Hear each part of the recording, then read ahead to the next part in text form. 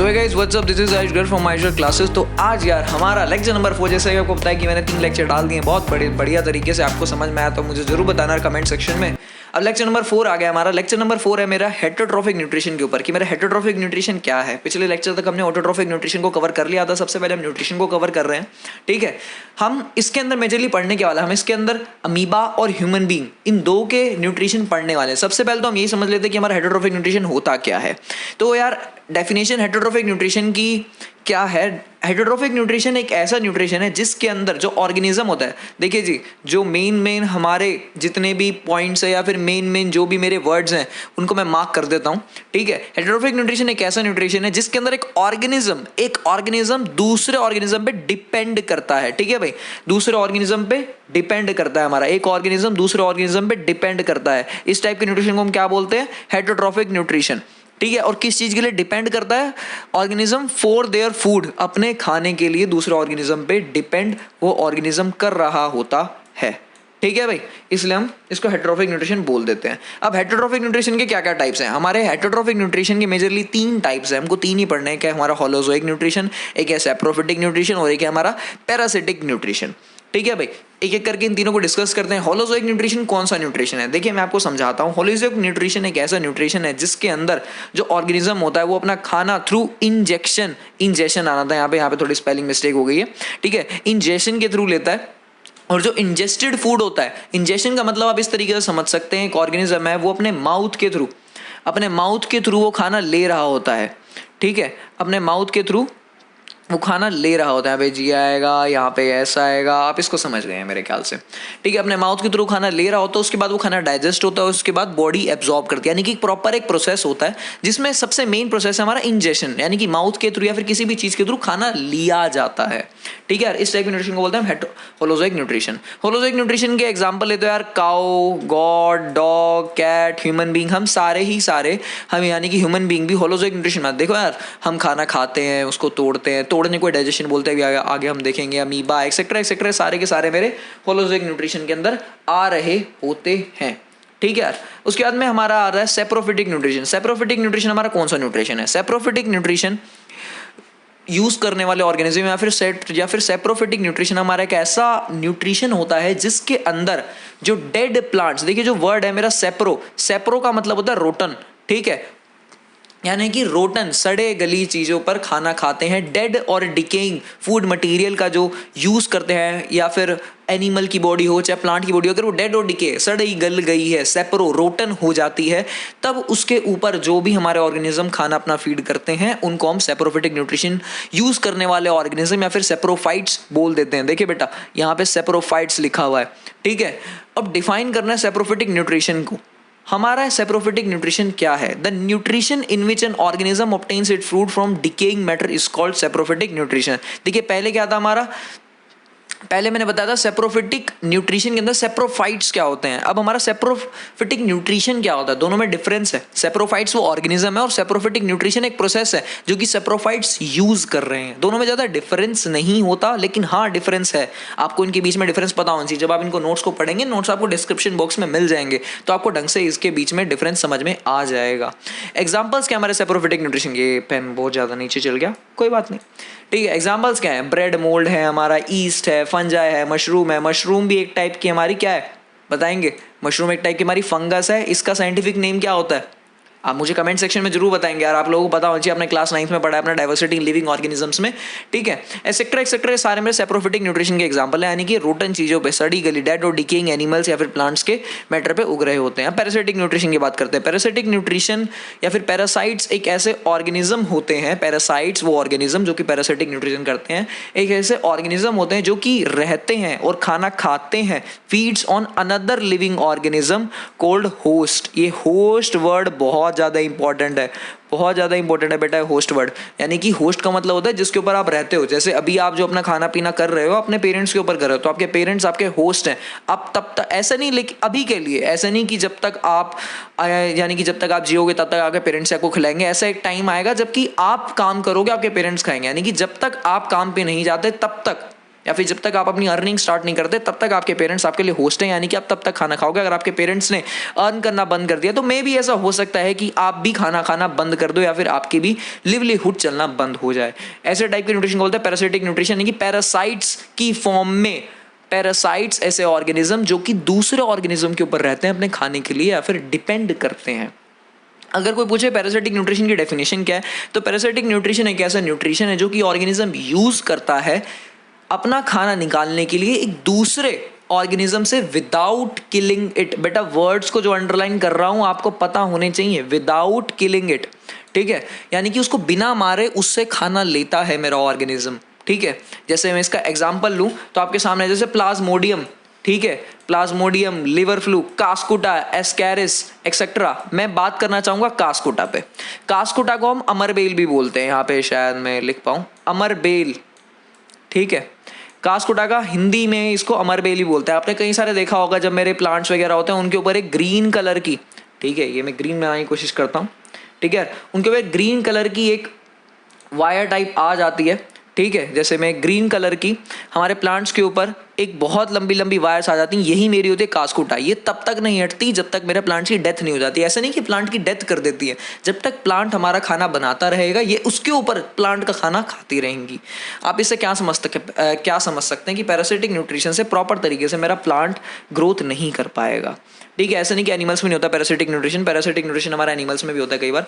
Animals जो है वो मैंने डिवाइड कर दिए हैं मेजरली 3 पार्ट्स में, एक होते हैं हर्बीवोर, एक होते हैं कार्निवोर, एक होते हैं ओमनीवोर। इनके बारे में एक करके डिस्कस कर लेते हैं। हर्बीवोर यार आप सबको पता है वो एनिमल्स जो खाली प्लांट्स खाते हैं, यानी कि हर्ब्स वगैरह खाते हैं, एग्जाम्पल काउ, गोट, शीप एक्सेट्रा। इसके बारे में ज़्यादा डिस्कस नहीं कर रहे। कार्निवोर जो हमारा फ्लैश खाते हैं, ईट अदर एनिमल्स यहाँ पे लिख दिया, इसकी जगह हम फ्लैश भी लिख सकते हैं। एक तरीके से एनिमल ही होता है जो दूसरा खा रहे हैं, यहाँ पे फ्लैश भी लिख सकते हैं। उन सबको क्या बोलते हैं, कार्निवोर बोलते हैं। Example lion, tiger, black bear और भी काफ़ी सारे होते हैं हमारे, ठीक है। ओमनीवोर हमारे ऐसे ऑर्गेनिज्म होते हैं जो कि प्लांट्स और एनिमल्स दोनों खा रहे होते हैं, यानी कि herbivore plus carnivore is equals to omnivore. आप इस तरीके से समझ सकते हो, यानी कि herbivore plus carnivore is equals to omnivore. इस तरीके से आप इस बात को समझ सकते हैं कि जो मेरा ग्रीन प्लांट्स वगैरह भी खा रहे होते हैं, वेजिटेरियन भी होते हैं, नॉन वेजिटेरियन भी, तो दोनों चीज होते हैं, उनको बोलते हैं ओमनीवोर। हम किस कैटेगरी में लाए करते हैं, हम क्या लाए करते हैं, ओमनीवोर की कैटेगरी में। और dog, bear, birds, dogs, raccoons, fox etcetera, ठीक है। लास्ट के एग्जाम्पल थोड़े मैंने अट्रैक्टिव लिखवाए हैं, ठीक है, ताकि आपको थोड़ा पता लगे कि रकून्स, फॉक्स वगैरह इन सबका भी हम यूज़ कर सकते हैं। ज़्यादातर लोग डॉग, बियर, बर्ड इन सबका यूज़ कर सकते हैं। थोड़ा एग्जांपल्स भी अच्छे यूज़ किया करो कि टीचर को भी लगे थोड़ा अट्रैक्टिव सा लगे अगर आप कोई भी आंसर लिख रहे हो तो। अब आते हैं हम अपने मेजर टॉपिक्स पे। ये तो एक तरीके से इंट्रोडक्शन हो गया हमारे हेटेरोट्रॉफिक न्यूट्रिशन का। अब न्यूट्रिशन अमीबा। अमीबा है क्या? अमीबा एक यूनिसेलुलर ऑर्गेनिज्म यानी कि एक सेल का ऑर्गेनिज्म है। बेटा जिन वर्ड्स को अंडरलाइन कर रहा हूँ मोस्ट इंपॉर्टेंट वर्ड्स हैं, आपको अगर आप इन पे ध्यान दोगे आपको वैसे पूरा टॉपिक समझ में आ जाएगा। यूनिसेलुलर ऑर्गेनिज्म मेरा एक सेल का ऑर्गेनिज्म होता है, यानी कि एक सेल में से ही सारी चीजें हो रही होती हैं। खाना खा रहा होता है, पचा रहा होता है, निकाल रहा होता है और एब्जॉर्ब कर रहा होता है जो भी खाना मेरा अच्छा होता है। अभी इतनी भाषा समझिए आप, ठीक है। जो कि माइक्रोस्कोपिक प्लांट्स एंड एनिमल जो खुद यूनिसेलुलर है, एक सेल का, वो खुद सोचो क्या खाएगा, बहुत छोटे छोटे प्लांट्स और एनिमल्स के पार्टिकल्स खा रहा होता है, ठीक है। जो न्यूट्रिशन यूज करता है होलोजोइक यानी कि पहले इंजेस्ट करेगा फिर डाइजेस्ट करेगा। वर्ड्स क्या है पहले समझो, पहले खाना खाएगा, एक माउथ लाइक कैविटी बनाएगा, कैविटी का मतलब होता है खाली जगह, कुछ ऐसा बनाएगा कि वो खाना पहले अपने अंदर लेगा, उसके बाद का हम प्रोसेस पूरा देखेंगे। जिस प्रोसेस से हमारा अमीबा खाना लेता होता है बेटा, मोस्ट इंपॉर्टेंट वर्ड, ठीक है, सबसे ज्यादा इंपॉर्टेंट वर्ड है हमारा, जिस प्रोसेस के थ्रू अमीबा हमारा खाना ले रहा होता है उसको बोलते हैं फेगोसाइटोसिस। स्पेलिंग्स के साथ आपको ये याद होना चाहिए। देखिए भाई अमीबा किस तरीके से खाना ले रहा होता है, ये स्टेप्स आप खुद पढ़ेंगे, मैं आपको समझाता हूँ, यहाँ पे ध्यान से समझेंगे, ठीक है। इस स्टेप में क्या बोला गया कि अमीबा एक टेम्परेरी फिंगर लाइक स्ट्रक्चर्स, देखिए अमीबा ने अपने आसपास फूड का पार्टिकल, एनसीईआरटी का डायग्राम है, अपना फूड का पार्टिकल देगा। मैं एक सेकंड में अपना कलर बदल लूँ मार्कर का या पेन का, ठीक है। देखिए अमीबा ने अपने आसपास फूड का पार्टिकल देखा, फूड पार्टिकल देखने के बाद इसको लगा कि भाई मुझे इसको खाना है, तो अपने एक अपने टेम्परेरी, यानी कि हमेशा इसके हाथ पैर नहीं होते ये, मैं इनको हाथ पैर बोल रहा हूँ, इन एक टेम्परेरी हाथ पैर बनाता है जिसको मैं बोलता हूँ सूडोपोडिया, ठीक है। सूडो का मतलब ही होता है झूठा, ठीक है, यानी कि जो कि सच नहीं है, फॉल्स, यानी कि एक सूडोपोडिया बनाता है। सूडोपोडिया का मतलब है झूठे हाथ पैर बनाता है, एक लिम्स टाइप दिखाता है, ठीक है। और ये उस खाने को अपने अंदर बंद कर लेता है। देखिए यहाँ पे ये खाली खाली आपको जगह दिख रही है, एक चीज में बंद कर लिया, इस चीज को मैं बोलता हूँ फूड वैक्यूल। बेटा मोस्ट इंपॉर्टेंट लेबलिंग है इस डायग्राम की, ठीक है। डायग्राम बनाने को भी आता है। अगर आपके पास क्वेश्चन है कि आपको अमीबा का इंटेक एक्सप्लेन करना है तो आपको डायग्राम अवश्य बनाना होगा, ठीक है। फूड पार्टिकल अंदर गया, उसके बाद में फूड पार्टिकल अंदर इसमें डाइजेस्ट होने लग गया, ध्यान से समझेंगे। फिंगर लाइक प्रोजेक्शन बनाता है, उसके बाद फूड वैक्यूल बनता है, उसके बाद में क्या होता है, इनसाइड द फूड वैक्यूल के अंदर कॉम्प्लेक्स सब्सटेंस जो होते हैं हमारे, ठीक है। कॉम्प्लेक्स सब्सटेंस का मतलब होता है जो ऐसे समझो जिनके बहुत बड़े बड़े फॉर्मूले होते हैं वो सारे टूट जाते हैं सिंपलर सब्सटेंस में, यानी कि बहुत छोटे छोटे फॉर्मूले। अगर मैं बोलूं कार्बन का 12 कार्बन का एक कंपाउंड वो टूट जाएगा 2-2 कार्बन के 6 कंपाउंड में। फिर दोबारा रिपीट करता हूं, 12 कार्बन टूट जाएंगे 2-2 के 6 कार्बन में।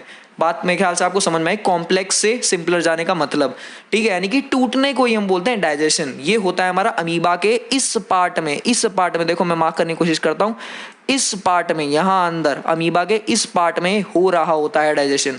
उसके बाद में डिफ्यूज का मतलब अंदर चला जाता है। डिफ्यूजन को हमने अपने क्वेश्चन आंसर की पिछली वीडियो में ध्यान से समझा था।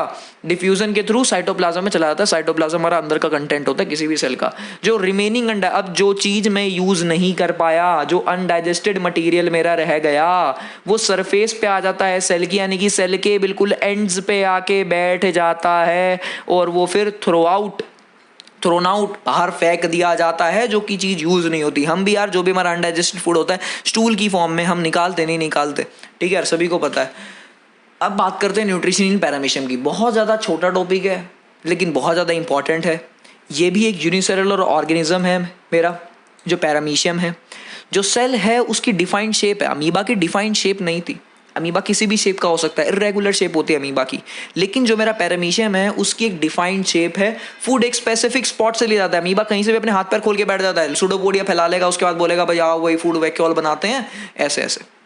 लेकिन हमारा जो पैरामीशियम है इसकी एक प्रॉपर एक जगह है, प्रॉपर स्पॉट है। देखिए इधर मैं बना रहा हूँ इसको, ठीक है। ये प्रॉपर स्पॉट है जिसको मैं, जहाँ से मेरा इनटेक हो रहा होगा, यानी कि जहाँ से मेरा इंजेशन, या फिर मैं बोलूँ मेरा इंजेशन को और क्या बोल सकते हैं बताओ भाई, क्या बोला था मैंने जो माउथ से लेने वाला है। होलोजोइक न्यूट्रिशन के अंदर एग्जांपल में पैरामीशियम पढ़ा था, ठीक है। यानी कि माउथ एक तरीके से बोल सकता हूँ कि यहाँ से मेरा जा रहा होगा, फूड मूव करेगा स्पॉट तक बाय द मूवमेंट ऑफ सीलिया। अगर आसपास कहीं भी मान लो जी यहाँ पे फूड है, यहाँ पे फूड है, यहाँ पे फूड है, यहाँ पे फूड है, कहीं भी मेरा फूड है, तो इसके आसपास के सीलियस को डिटेक्ट करेंगे, इसके पास जाएंगे। उसके बाद ये हेयर लाइक स्ट्रक्चर्स होते हैं भाई सीलिया मेरे, जो कि खाने को मूव, अगर यहाँ पे खाना होगा तो मूव करवा इस माउथ तक ले आएंगे। उसके बाद माउथ के अंदर बाकी चीज़ें मेरी होंगी। मेरे ख्याल से आप सबको ये बात मेरी क्लियर है, ठीक है। अब आ जाते हैं अपने मोस्ट इंपॉर्टेंट टॉपिक पे, और शायद आपको बहुत ज़्यादा इंटरेस्टिंग भी लगे, न्यूट्रिशन इन ह्यूमन बीइंग, ठीक है। ह्यूमन बीइंग के अंदर किस तरीके से मेरा न्यूट्रिशन हो रहा होता है। तो यार मैं आपको पहले स्केलेटल थोड़ा समझाना चाहूँगा। ह्यूमन बीइंग के ऊपर हमारी टंग होती है, अंदर माउथ होता है, माउथ के अंदर टिथ होते हैं, उसके बाद में ईसोफेगस, ये हमारी पाइप्स होती है, स्टमक में जाती है, stomach, small intestine, then large intestine, उसके बाद में हमारा एनस के थ्रू हमारा सारा वेस्ट मटेरियल बाहर निकल जाता है। ये तो होगी जी बिल्कुल ऊपर की बात। अब काम की बात करते हैं। जो न्यूट्रिशन होता है ह्यूमन बीइंग के अंदर, ठीक है, वो ह्यूमन डाइजेस्टिव सिस्टम के द्वारा किया जाता है। अब ह्यूमन डाइजेस्टिव सिस्टम क्या होता है, देखिए मैं शॉर्ट फॉर्म लिख रहा हूँ, ठीक है, आपको खुद समझना है। ह्यूमन डाइजेस्टिव सिस्टम होता क्या है। अगर मैं अपनी एलिमेंट्री कैनाल समझेंगे, समझाता हूँ क्या है एलिमेंट्री कैनाल, जिसका दूसरा नाम मेरा, ये वर्ड सभी ने सुन रखा होगा, गट भी है। जिसने नहीं सुन रखा याद कर लो, एलिमेंट्री कैनाल का दूसरा नाम गट होता है, ठीक है। जिसमें मेरी एलिमेंट्री कैनाल जो है, जब उनके साथ मेरी ग्लैंड्स मिल जाती हैं, ध्यान से समझेंगे, जैसे घर में टूटियां होती हैं, टूटियों में से पानी आता है, उसको हम यूज़ करते हैं खाना बनाने के लिए, ठीक है, पानी पीने के लिए, बर्तन धोने के लिए। ऐसी हमारी ग्लैंड्स होती हैं जो कि हमारे डाइजेस्टिव सिस्टम में बहुत ज़्यादा हेल्प कर रही होती हैं चीज़ों को तोड़ने के लिए, समझेंगे, ठीक है। एलिमेंट्री कैनाल और उसके साथ एसोसिएटेड ग्लैंड्स, इन दोनों को मिला के बोलता हूं मैं डाइजेस्टिव सिस्टम। बात क्लियर हुई। It consist of alimentary canal and associated glands, ठीक है जी। आगे बढ़ते हैं। Nutrition in human being. Human being के अंदर, अब ये तो हम डिस्कस ही कर रहे थे, जो एलिमेंट्री कैनाल होती है उसके अंदर माउथ होता है, पहले डिस्कस कर लिया, ईसोफेगस होता है, स्टमक होता है हमारा, स्मॉल इंटेस्टाइन होती है, लार्ज इंटेस्टाइन होती है। जो डाइजेस्टिव ग्लैंड्स होती हैं वो हमारी सेलेवरी ग्लैंड्स, लीवर, पेनक्रियाज, हमारी ये सारी हमारी ग्लैंड्स होती है जो हमको दिखेंगी। हमारे स्टमक के अंदर भी एक 3 लेयर्ड ग्लैंड होती है जिसको हम गैस्ट्रिक ग्लैंड बोलते हैं, लेकिन हमारी कई सारी ग्लैंड्स होती है जिसमें मैंने यहाँ पे 3 का नाम लिख दिया है। आगे डिस्कस करते हैं। इंजेशन क्या होता है हमारा, वो प्रोसेस देखिए हमने पहले होलोजोइक में इंजेशन वर्ड पढ़ लिया है, वो प्रोसेस जिसमें खाना इंजेशन यानी कि माउथ के थ्रू इंजेस्ट किया जाए, उस प्रोसेस को बोलते हैं इंजेशन, और हम इंजेशन करते हैं। डाइजेशन क्या है? एक ऐसा प्रोसेस है जिसमें एक लार्ज इनसोल्यूबल मॉलिक्यूल को ब्रोक किया जाता है, तोड़ा जाता है स्मॉलर वाटर सोल्यूबल मॉलिक्यूल में, यानी कि यही आप समझ गए, कॉम्प्लेक्स सब्सटेंस को सिंपलर सब्सटेंस में लाया जाता है ताकि आसानी से उसका यूज़ किया जा सके। देखिए आप जो खाना खाते हैं वो आपकी खून में नहीं बह रहा, ठीक है, यानी कि वो खाने के बहुत ज़्यादा छोटे छोटे छोटे छोटे पीसेस कर दिए हैं, वही मेरे ब्रेक डाउन को बोलता हूँ मैं डाइजेशन, ठीक है। अब प्रोसेस क्या होता है डाइजेशन का? देखिए मैंने यहाँ पे थोड़ी सी एनिमेशन का यूज़ किया है, ठीक है।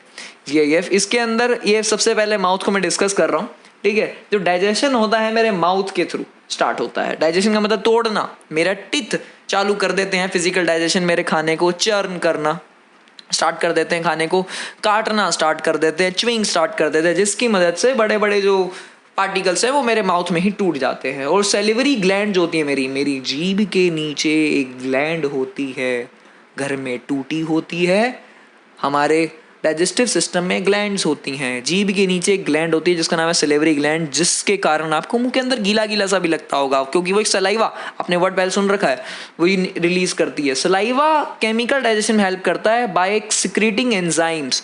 जैसे हमारी टूटियों से पानी निकलता है, ऐसी ग्लैंड्स से हमारा सिक्रीशन निकलता है। सिक्रीशन के अंदर मेन चीज़ क्या होती है? एंजाइम्स, ठीक है।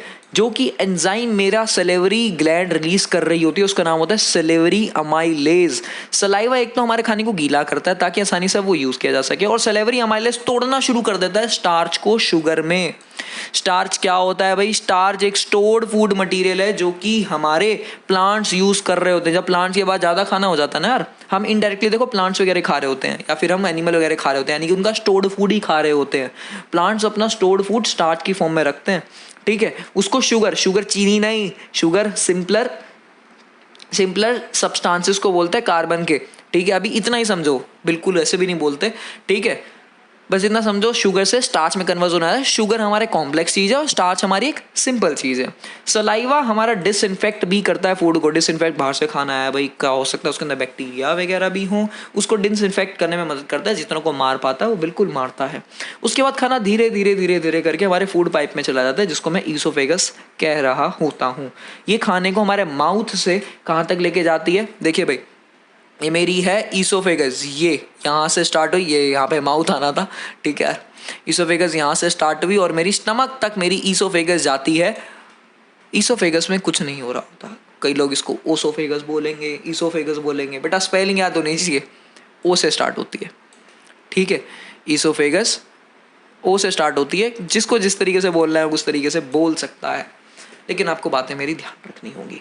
तो स्टमक होता है, उसका जे शेप होता है। देखो जे तुमको दिख रहा होगा, ठीक है, जे तुमको दिख गया, ठीक है। स्टमक जो होता है उसका जे शेप्ड होता है और ये हमारा लेफ्ट साइड पे प्रेजेंट होता है, ठीक है, हमारे लेफ्ट साइड में प्रेजेंट होता है। अगर आप अपनी बॉडी के लेफ्ट हैंड साइड में देखेंगे, ठीक है, अगर मैं आपसे बात करूँ तो ये मेरी राइट है, ठीक है, और ये मेरी लेफ्ट है। अगर अपनी बॉडी में देखेंगे तो आपको दिखेगी लेफ्ट। अपनी बॉडी की तरफ देखेंगे तो आपको दिखेगी लेफ्ट, या जैसे भी मेरे ख्याल से आप समझ गए हैं। आपकी लेफ्ट हैंड साइड में आप अपने लेफ्ट हैंड को देखिए, उस तरफ आपका स्टमक होता है, ठीक है। एब्डोमेन हमारा निचला एरिया होता है। इसके अंदर हमारा खाना रहता है करीबन 3 घंटे के आसपास तक, ठीक है।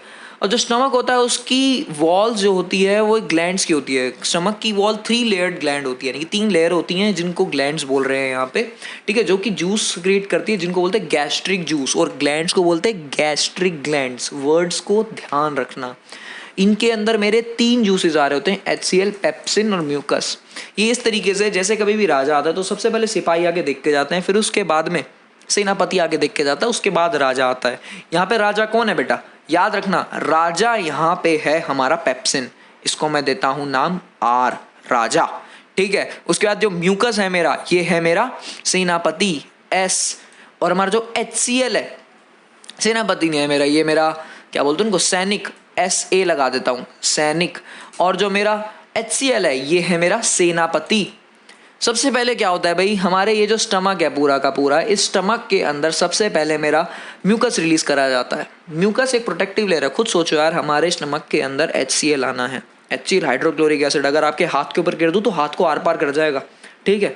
इसलिए सबसे पहले हमको स्टमक की लेयरिंग को बचाना है, तो उसके लिए सबसे पहले हमारा म्यूकस आता है जो कि हमारी लेयरिंग को बचा रहा होता है। म्यूकस हमारी नाक में भी होता है यार, आपने कभी चिपचिपा पदार्थ देखा होगा, अपनी नाक के अंदर फील करा होगा, वो भी हमारा म्यूकस ही है, ठीक है। स्टमक के अंदर आता है म्यूकस और फिर हमारा HCl रिलीज होता है। अब हमारे म्यूकस को, हमारे स्टमक की लेयरिंग को कोई दिक्कत नहीं, वो जलेगी नहीं। फिर HCl रिलीज होता है, उसके बाद HCl जब रिलीज हो जाता है फिर पेप्सिन को बुलाया जाता है। पेप्सिन यार तभी काम करता है जब उसके बाद HCl हो।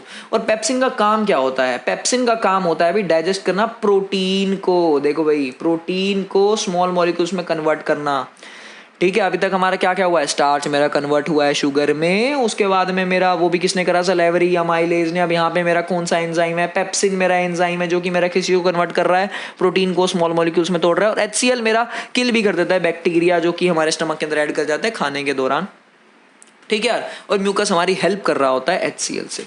आगे बढ़ते हैं अभी, प्रोसेस जो होता है डाइजेशन का। अब उसके बाद हमारा आ रहा होता है स्मॉल इंटेस्टाइन में। कितनी बढ़िया है गिफ्ट है, कितनी बढ़िया आपके सामने चीज़ रखी गई है, आप समझ पा रहे होंगे, ठीक है, कि हमारा यहाँ पे स्टमक का काम खत्म हो गया। अब स्टमक है, देखो थोड़ा मोटा सा है स्टमक, इतना मोटा स्टमक है। अब इस मोटे स्टमक में से खाना आ रहा है तो बहुत ज़्यादा इकट्ठा आएगा, ठीक है, मुझे पता लगा, लेकिन ऐसा तो कभी होता नहीं है। इतना सारा इकट्ठा खाना नहीं आता, खाना थोड़े थोड़े अमाउंट में आता है। और कौन रेगुलेट कर रहा होता है? स्फिंक्टर मसल मेरी रेगुलेट कर रही होती है कि खाना थोड़े थोड़े अमाउंट में स्मॉल इंटेस्टाइन के अंदर भेजना है। फिर स्मॉल इंटेस्टाइन क्या है? हमारा सबसे लंबा पार्ट है, लॉन्गेस्ट पार्ट है हमारा एलिमेंट्री कैनाल का, ठीक है, जहाँ पे मेरा कंप्लीट डाइजेशन होने वाला है, यानी कि मैक्सिमम डाइजेशन जो मेरा होने वाला है वो मेरा स्मॉल इंटेस्टाइन के अंदर ही होगा।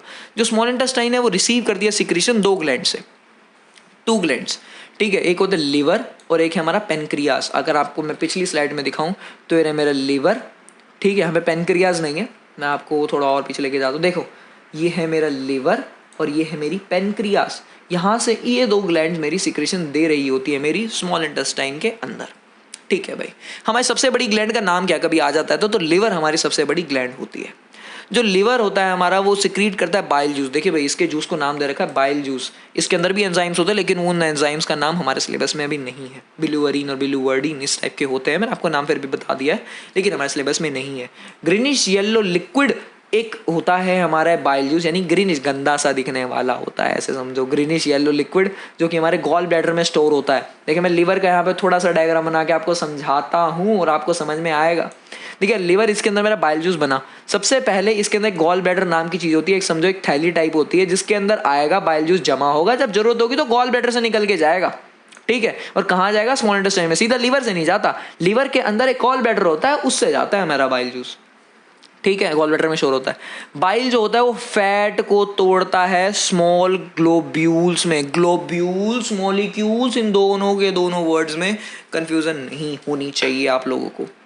देखो क्या होता है, पेनक्रियाज एक लार्ज ग्लैंड है हमारी, लिवर से ज़्यादा बड़ी नहीं है, लेकिन हाँ अगर मैं बात करूँ लिवर के बाद कौन आता है रेस में, तो वो आता है पेनक्रियाज, अगर ग्लैंड्स का साइज देखा जाए तो, जो कि बिल्कुल स्टमक के नीचे लगी होती है, जस्ट लाइक इधर यहाँ पे बनी हुई नहीं है, एक टाइप का पत्ती की तरह होती है, लीफ लाइक स्ट्रक्चर होता है इसका। स्टमक के बिल्कुल पैरेलली बीनीथ नीचे होती है और पैरेलल बनी होती है, जो कि हमारे 3 पेनक्रिएटिक एंजाइम्स रिलीज कर रही थी। पेनक्रिएटिक जूस के अंदर 3 एंजाइम्स होते हैं। पहले का नाम तो पेनक्रिएटिक अमाइलेज होता है, दूसरे का नाम ट्रिप्सिन, तीसरे का नाम लाइपेज। बेटा जो चीज़ अंडरलाइन कर दी मोस्ट इंपॉर्टेंट है, अपने आप याद रखो। जो पेनक्रिएटिक अमाइलेज होता है वो मेरा ब्रेक डाउन कर देता है स्टार्च को। देखिए स्टार्च मेरा माउथ के अंदर भी टूटा था, लेकिन जो कुछ बच गया वो हमारा यहाँ पे टूट जाता है स्मॉल इंटेस्टाइन के अंदर। ट्रिप्सिन जो होता है बचा कुचा प्रोटीन तोड़ता है। प्रोटीन मेरा स्टमक के अंदर पेप्सिन ने भी तोड़ा था, लेकिन ट्रिप्सिन बचा कुचा प्रोटीन मेरा तोड़ देता है। और लाइपेज इमल्सिफाई कर देता है फैट को। आपको फिर यहाँ पे दिक्कत आएगी कि बाइल जूस ने फिर क्या करा था। हाँ बाइल जूस ने भी तोड़ा था, हो सकता है बाइल जूस से कुछ कमी बेसी रह गई हो, वो मेरा यहाँ पे लाइपेज कंप्लीट कर देगा। आई थिंक आप लोगों को सब कुछ समझ में आ रहा है। कुछ भी समझ में नहीं आ रहा तो आप इसको पीछे करके देख सकते हैं। देखिए, अगर आपको स्पीड स्लो लग रही है तो आप इसको फास्ट कर सकते हैं, आपको फास्ट लग रही है तो आप स्लो कर सकते हैं, अपने पेस पे बढ़िया तरीके से।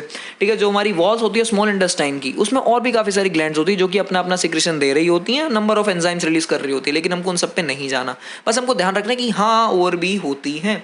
ठीक है, जो केमिकल डाइजेशन होता है फूड का, वो बायोलॉजिकल कैटलिस्ट के द्वारा होता है, जिनको एंजाइम बोलते हैं। अब आइए अभी देखो एंजाइम की डेफिनेशन, बिल्कुल एनसीईआरटी के हिसाब से चल रहे हैं। एनसीईआरटी में जिस तरीके से लाइनें दे रखी हैं उस तरीके से मैंने यहाँ पे लिखी हैं। ठीक है, कि एंजाइम्स एक बायोलॉजिकल कैटलिस्ट क्या होता है, आग लगाने वाला। ऐसे समझो यार, आपकी क्लास में दो बच्चों के बीच बातचीत चल रही थी, एकदम से एक बच्चा आता है, उनके बीच में इतनी आग लगा देता है कि हाथापाई हो जाती है। That's the catalyst. ठीक है, कैटलिस्ट बहुत जल्दी एक रिएक्शन को करा देता है। अगर ये बायोलॉजी में आ जाए, लिविंग ऑर्गेनिज्म में आता है, तो इसी कैटलिस्ट को बोलते हैं बायोलॉजिकल कैटलिस्ट या फिर एंजाइम्स। यानी कि जो मेरा प्रोटीन बहुत दिनों में टूटने वाला था वो बहुत जल्दी टूट जाएगा by the help of enzyme, जो कि मेरा पेप्सिन हो सकता है। ठीक है, अब तो आपका दो और आ गए हैं, ट्रिप्सिन और लाइपेज। आप उनके बारे में बताऊँ चाहिए। देखो भाई, भूलना नहीं, ट्रिप्सिन प्रोटीन को तोड़ता है, यहाँ पे लिख भी रखा है, और लाइपेज मेरा फैट को तोड़ रहा होता है। डाइजेशन कंप्लीट, जितनी चीज़ें टूटानी थी टूट गई।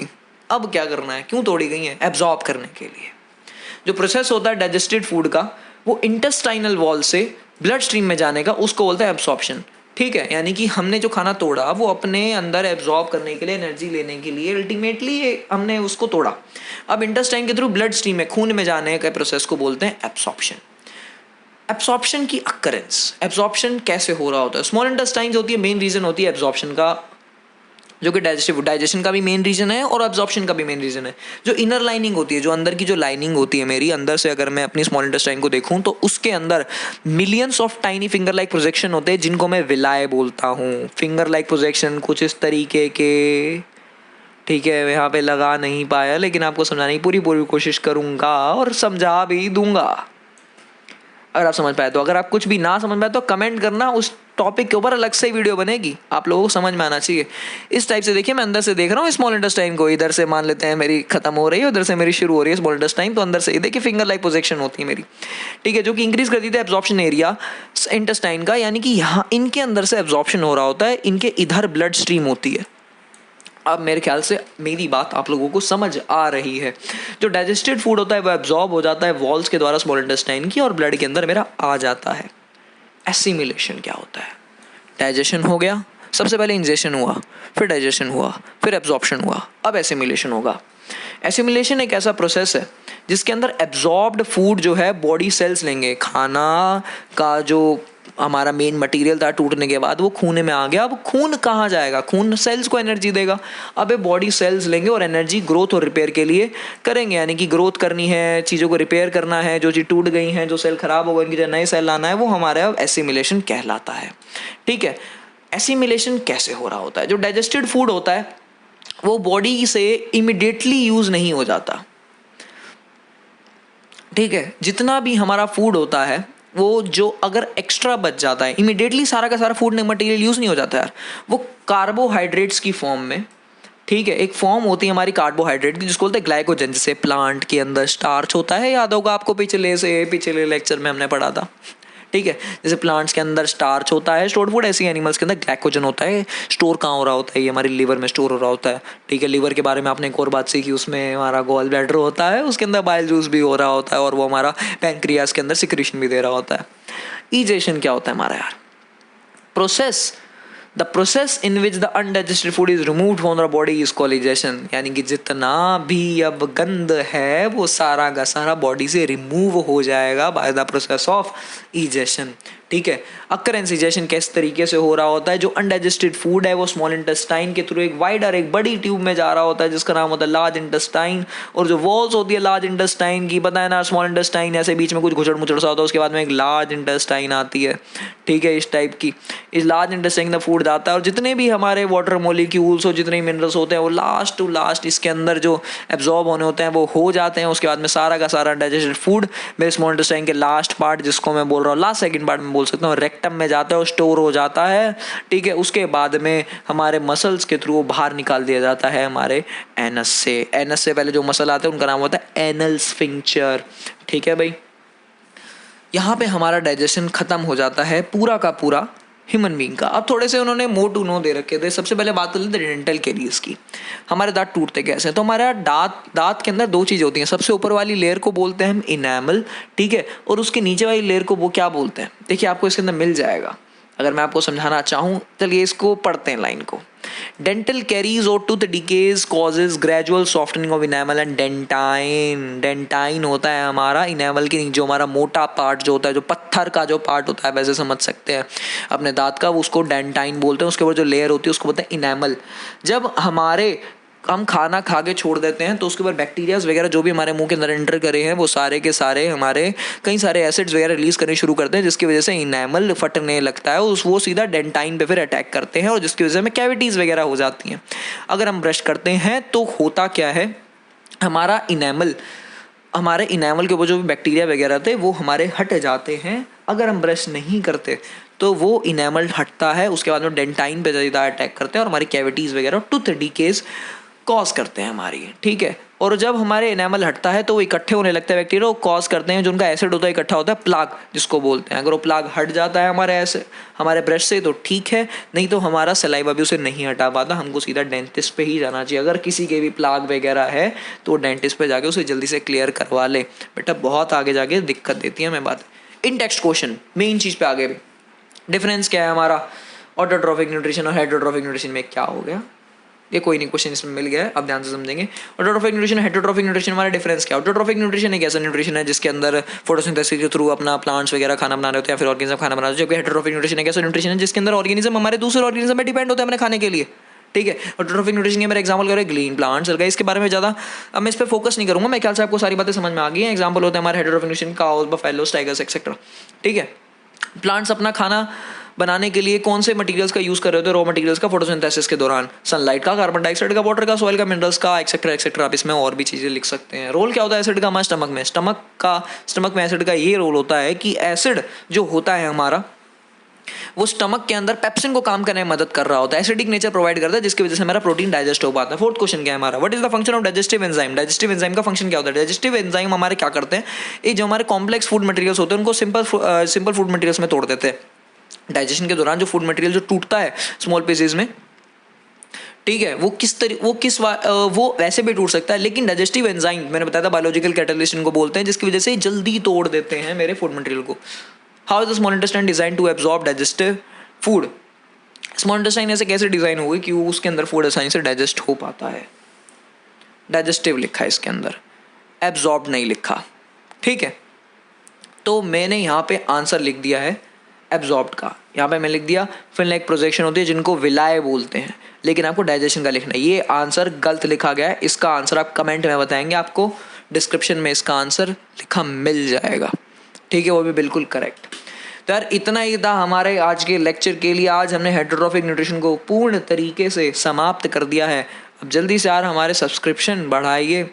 लोग देखते हैं, व्यूज़ आते हैं, लेकिन सब्सक्राइब नहीं करते हैं, ठीक है। 20% जनता सिर्फ और सिर्फ सब्सक्राइब करती है, 80% देखती है और जाती है, ठीक है। तो सबका सब्सक्राइब करने में कुछ नहीं जाता, मेरे को मोटिवेशन मिलेगा कि और वीडियोस मुझे ऐसी बनानी चाहिए। बहुत बहुत धन्यवाद। आप इस लेक्चर में मिलते हैं अगले लेक्चर में, बाय बाय, थैंक यू।